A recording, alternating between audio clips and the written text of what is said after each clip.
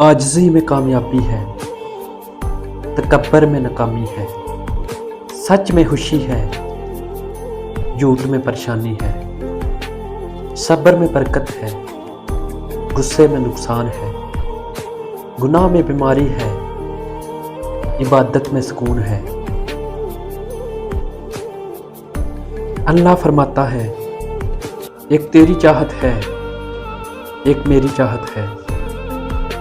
होगा वही जो मेरी चाहत है। अगर तुमने सुपुर्द कर दिया अपने आप को इसमें जो मेरी चाहत है, तो मैं तुझे वो भी दूंगा जो तेरी चाहत है। अगर तुमने मुखालफत की इसमें जो मेरी चाहत है, तो मैं तुझे थका दूंगा उसमें जो तेरी चाहत है। फिर होगा वही जो मेरी चाहत है।